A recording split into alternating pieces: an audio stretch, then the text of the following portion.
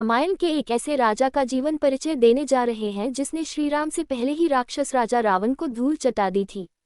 वह राजा थे किष्किंधा नगरी के राजा बाली। इन्हें कुछ अन्य नामों से भी जाना जाता है जैसे कि बाली, वाली, वाली या वली इत्यादि। हालांकि इनके नाम का शुद्ध रूप वली ही होता है, लेकिन वर्तमान में इन्हें बाली नाम से ही जाना जाने लगा है। बाली का साम्राज्य दक्षिण भारत में दंडकारण्य के वनों में फैला हुआ था। वे वानर प्रजाति के राजा थे जिसका वध श्रीराम के हाथों हुआ था। वैसे तो बाली रामायण में इतनी प्रमुख भूमिका नहीं होता है क्योंकि उसकी मुख्य कहानी श्रीराम के वन में आने से पहले ही घटित हो चुकी होती है। श्रीराम तो बस सीधे आकर उसका वध कर देते हैं। बाली के जन्म से लेकर उसके वध तक की हर एक कहानी रोचक है। वैसे तो बाली के जन्म को लेकर रामायण में उल्लेख देखने को नहीं मिलता है। हालांकि अन्य ग्रंथों में बाली के जन्म को लेकर कई तरह की कहानियां प्रसिद्ध है। बाली का जन्म एक राक्षसी के गर्भ से हुआ था, लेकिन वह इंद्रपुत्र भी था। इसी के साथ ही बाली का विवाह समुद्र मंथन से निकली एक अप्सरा से हुआ था। वही बाली ने रावण तक को युद्ध में हरा दिया था और चारों दिशाओं में उसे अपनी काख में दबाकर घुमा था। साथ ही उसकी शक्तियां भी विचित्र थी जो भगवान ब्रह्मा से प्राप्त हुई थी। उसी बाली को मारने के लिए श्रीराम को भी अपनी मर्यादाएं तोड़कर छुपकर वार करना पड़ा था। इस तरह से बाली रामायण का एक विचित्र वानर ही कहा जा सकता है। बाली के जन्म की कथा बहुत ही विचित्र है। ऋषिमुख पर्वत पर एक राक्षस ऋक्षराज रहा करता था। एक दिन वह वहां के सरोवर में नहाने गया जो चमत्कारी था। उसमें नहाते ही ऋक्षराज एक सुंदर स्त्री में बदल गया जो देवलोक की किसी अप्सरा से कम नहीं थी। उसी समय वहां से इंद्रदेव गुजर रहे थे। इंद्रदेव ने उस सुंदर स्त्री को देखा और उस पर सम्मोहित हो गए। इंद्रदेव से ही ऋक्षराज को बाली पुत्र रूप में प्राप्त हुए थे। इस तरह से बाली के माता पिता का नाम राक्षस ऋक्षराज व देव इंद्र थे। मान्यता है कि बाली का जन्म अपनी मां के गर्भ से नहीं हुआ था, बल्कि इंद्रदेव की तेज से ही ऋक्षराज को बाली मिल गए थे। ऋक्षराज अभी भी अपने साथ हुए इस घटनाक्रम को लेकर चिंतित बैठे थे। इसी तरह सुबह हो गई और सूर्य देव निकल आए। जब सूर्य देव की नजर उन पर पड़ी तो ऋक्षराज को एक और पुत्र प्राप्त हुआ जिनका नाम सुग्रीव था। इस तरह से सुग्रीव बाली के छोटे भाई बने। सुग्रीव जन्म भी ऋक्षराज के गर्भ से नहीं हुआ था। इस तरह से दोनों भाई जुड़वा थे और दोनों का ही जन्म अपनी मां के गर्भ से नहीं हुआ था।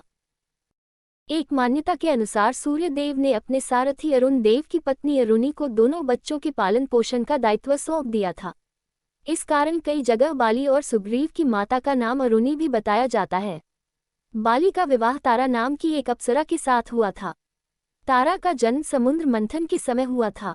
जब देवताओं व दानवों के द्वारा समुद्र मंथन किया जा रहा था तब बाली भी अपने पिता इंद्रदेव के साथ समुद्र मंथन का कार्य कर रहे थे। समुद्र में से कई अप्सराएं निकली थी जिसमें से एक तारा थी। बाली का उस अप्सरा के साथ विवाह हुआ था। तारा बहुत ही चतुर व विद्वान नारी थी। रामायण में उल्लेख है कि किस तरह से तारा ने बाली को सुग्रीव से युद्ध करने के लिए रोका था क्योंकि उसे किसी अनहोनी की आशंका थी। वहीं जब लक्ष्मण क्रोध में किष्किंधा नगरी आए थे तब तारा ने ही अपनी बुद्धिमत्ता से उनके क्रोध को शांत किया था। इतना ही नहीं, वो पंचकन्याओं में से भी एक थी। पंचकन्या का अर्थ होता है एक स्त्री को विवाह के बाद भी कन्या कुंवारी ही कहा जाता है। ईश्वर के आशीर्वाद से तारा हर उगते सूर्य के साथ अपने कुंवारे रूप को पुनः प्राप्त कर लेती थी। बाली को तारा से एक पुत्र की प्राप्ति हुई थी जिसका नाम अंगद था। चूंकि बाली रामायण में बहुत कम देखने को मिलता है और उसकी ज्यादातर कहानी श्रीराम से पहले की ही है, किंतु उसके पुत्र अंगद की रामायण में महत्वपूर्ण भूमिका रहती है। ये भी विचित्र ही है कि जिस श्रीराम ने छुपकर बाली का वध कर दिया था, उसी बाली ने अपने पुत्र अंगद को जीवन भर श्रीराम की सेवा करने का आदेश दिया था। वह अंगद ही था जिसे श्रीराम ने रावण के साथ युद्ध शुरू करने से पहले शांति दूत बनाकर लंका में भेजा था। वह अंगद ही था जिसका पैर रावण की सभा में कोई भी नहीं उठा पाया था। वह अंगद ही था जो सुग्रीव के बाद किष्किंधा नगरी का अगला राजा बना था। बाली को स्वयं भगवान ब्रह्मा जी से वरदान स्वरूप एक हार मिला था जिसको पहनने से उसकी शक्ति अत्यधिक बढ़ जाती थी। इस वरदान के फलस्वरूप बाली जब भी युद्ध करने जाता उसे सामने वाले प्रतिद्वंदी की आधी शक्ति प्राप्त हो जाती थी। अर्थात यदि बाली में 100 हाथियों का बल है व उसके प्रतिद्वंदी में 1000 हाथियों का, तो युद्ध के समय बाली को उसकी आधी शक्ति अर्थात 500 हाथियों का बल मिल जाएगा। इस प्रकार बाली की शक्ति 600 हाथियों के बराबर व उसके प्रतिद्वंदी की शक्ति केवल 500 हाथियों के बराबर रह जाएगी। इसी वरदान के कारण बाली अत्यंत बलशाली हो गया था व उसे हराना असंभव था। अपने इसी वरदान के कारण बाली ने जितने भी युद्ध लड़े उसमें उसने विजय प्राप्त की। बाली को सामने से चुनौती देकर हराना किसी के लिए भी असंभव था, इसीलिए ही भगवान राम ने उसे छुपकर मारा था। बाली की पराक्रम की कथा स्वयं रामायण में लिखी हुई है। उसके बारे में लिखा गया है कि वह पहाड़ों के साथ एक गेंद के समान खेलता था, वो उन्हें अपने हाथों से इधर उधर कर देता था। प्रातःकाल जल्दी उठकर वह अपनी किष्किंधा नगरी से पूर्वी सागर, बंगाल की खाड़ी, फिर दक्षिण सागर, हिंद महासागर, फिर पश्चिम सागर, अरब सागर तक जाता था। उसके बाद पश्चिम सागर से किष्किंधा नगरी वापस लौट आता था, लेकिन फिर भी उसे थकान अनुभव नहीं होती थी। बाली ने अपने जीवन में मुख्य तौर पर 5 युद्ध लड़े थे। उसके द्वारा लड़ा गया हर एक युद्ध अलग था, जिसने उसके जीवन को अलग अलग रूप में प्रभावित किया। किसी ने उसे श्राप दिलवाया तो किसी ने उसकी कीर्ति तीनों लोकों में फैला दी। इसमें से अंतिम युद्ध में भगवान श्रीराम ने उसका वध कर दिया था। दुंदुभी नाम का एक राक्षस था जिसे अपनी शक्ति पर बहुत घमंड था। इसी घमंड में उसने समुद्र देवता को युद्ध के लिए ललकारा, लेकिन उन्होंने उसे पर्वत से युद्ध करने को कहा। फिर उसने पर्वत को युद्ध के लिए ललकारा, तब उन्होंने बाली से युद्ध करने को कहा। जब दुंदुभी बाली से युद्ध करने गया तब बाली ने उसे पकड़कर मार डाला व अपने हाथों से उठाकर दूर फेंक डाला। उस राक्षस के रक्त की कुछ बूंदें ऋषि मतल के आश्रम पर गिरी। इस कारण ऋषि ने बाली को श्राप दिया कि वह उनके आश्रम के आसपास की 1 योजन की भूमि पर आया तो उसकी मृत्यु हो जाएगी। उनका आश्रम ऋषिमुख पर्वत पर स्थित था, जहां बाली को जाने की मनाही थी। बाली की शक्ति का परिचय सुनकर रावण को उससे ईर्ष्या होने लगी। रावण स्वयं को इस पृथ्वी पर सबसे शक्तिशाली समझता था, इसलिए उसने बाली को युद्ध के लिए ललकारा। बाली ने रावण को भी हरा दिया व उसे अपनी काख में 6 माह तक दबाकर रखा। अपने इस अपमान से रावण बहुत लज्जित हुआ व उसने बाली से क्षमा मांग ली व उससे मित्रता कर ली।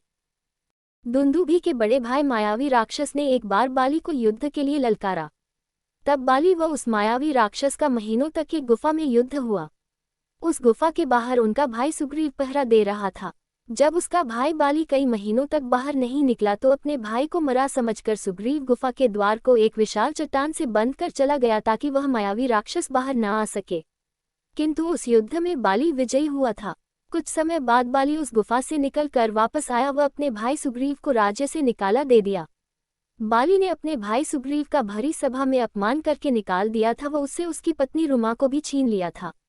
सुग्रीव अपने भाई बाली से इसका प्रतिशोध चाहता था, इसलिए उसने भगवान श्रीराम की सहायता ली। चून की वरदान के कारण बाली से सामने से युद्ध नहीं किया जा सकता था, इसलिए श्रीराम ने उसे छुपकर मारने की योजना बनाई।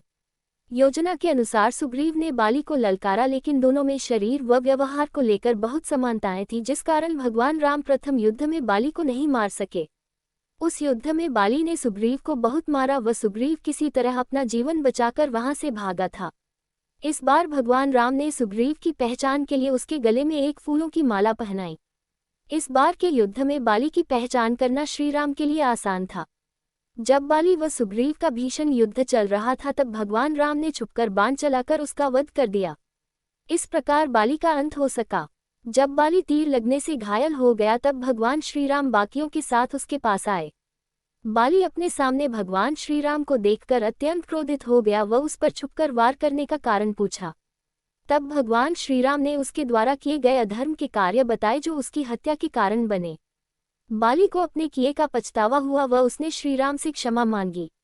साथ ही उसने अपने पुत्र अंगद को भगवान श्रीराम की सेवा करने को कहा। ये कहकर बाली ने अपने प्राण त्याग दिए। बाली की मृत्यु के बाद सुग्रीव को किष्किंधा राज्य भार सौंपा गया व बाली के पुत्र अंगद को किष्किंधा का राजकुमार बनाया गया। साथ ही भगवान श्रीराम ने अंगद को अपनी सेना व कार्यों में महत्वपूर्ण स्थान दिया। इस तरह से रामायण में बाली की कहानी का यही अंत हो जाता है।